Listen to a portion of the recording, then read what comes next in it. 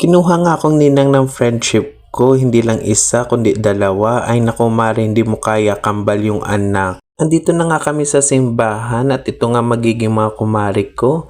Paypay dito, paypay doon at sobrang init talaga. At ito nga si Aiza Sigera nagwawaki face pa. Ito nga yung mga kumari ko, bising-busy sa kamarites nila. Ipon na ipon nga yung kwentuhan at ilang taon kaming hindi nagkita-kita at ngayon lang uli kami nagkikita. Nahuli nga ako nila na binibidyoan ko sila at itong isang bata nga mabibinyagan na din yan sa susunod at kinuha din ako ninang ng nanay niyan. Ay grabe mga kapoks, bentang-benta nga ako ngayon sa mga binyagan. Meron pa nga akong dalawa doon sa katrabaho ko din, magiging ninang din ako doon. At ito nga mga kumari ko, ayaw talaga mapapigil sa kamaritisan. Hindi nila alam na sa loob sila ng simbahan. Pinag-uusapan nga nila kung ano mga sharon nila mamaya sa handaan. Shoota, logi ngayon yung kumari namin. Ang daming sharon yan. Siyempre, hindi ako magpapahuli at may baon akong plastic labo.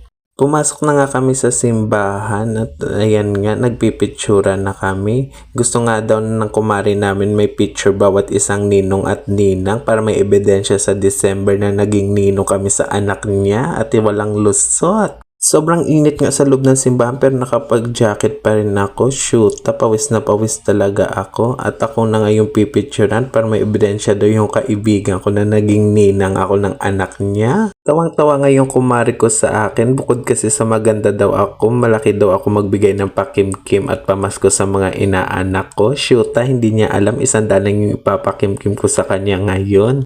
Bago nga ako pumunta dito, nagpabarya muna ako ng 5.20 para makapal-kapal din naman yung sobre pag-abot ko sa kumari ko para matuwa siya. Kambal nga yung anak nila, tinatanong ko nga sila ng kumpare ko kung paano ba nila ginawa to, step by step at saka procedure, kung paano yung processing ng gawa nila ng kambal at gagayahin ko. Ay shoota mare, hindi nyo kaya.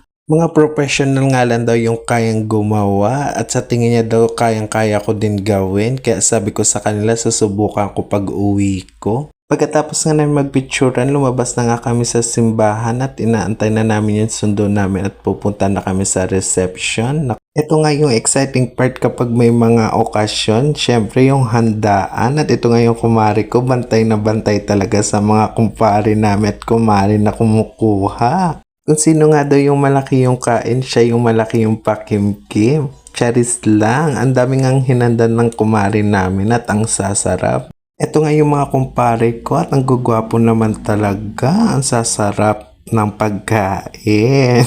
Bawal na nga at puro mga taken na yan mga kapoks, baka magsulian kami ng kandila ng hindi sa oras. Ay grabe talaga yung kumari ko, binabantayan talaga ako at ako daw yung malaking kain. Kinuha na nga ng kumari ko yung camera at siya na daw magbibideo para makakain ako at shoota, ang gulo niya magvideo. Nikot-ikot niya nga daw yung camera para hagip lahat, para makita lahat ng sumusubo. Aminin man natin o hindi mga kapoks, ito talaga yung exciting part kapag may mga okasyon ng handaan. Bukod kasi sa madaming pamimili ang pagkain, libre pa. Kaya for the lamon mga person. Hindi nga ako tinatantanan ng kumari ko at baka daw may pinasok na ako sa bag. At ito nga si Aiza, super lamon. Hindi nga kami kumain sa mga bahay namin at sabi namin dito talaga namin babawiin sa binyagan at ang sasarap nga ng handa ng kumari namin.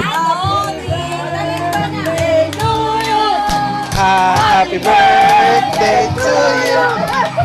Happy birthday! Happy birthday!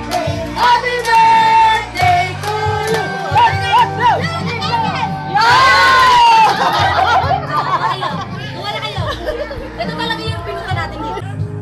Ay grabe mga kapoks, akala ko binyagan yung pinunta namin, birthdayhan din pala. Sobrang kulit nga ng inaanak namin, nakakita nga siya ng cake, kaya gusto niya kanta siya namin ng happy birthday. Sobrang cute nga ng giveaways ng kambal, pagkatapos nga umuwi na nga agad kami at hindi na kami tumagal at malayo pa yung uuwian ko at baka maghahasa pa ako sa daan. Ito nga si Aiza, gusto talaga magpa-picture, sabi ko video yan. Kaya sabi niya sama na lang daw siya sa vlog ko. So, yun lang. Bye-bye!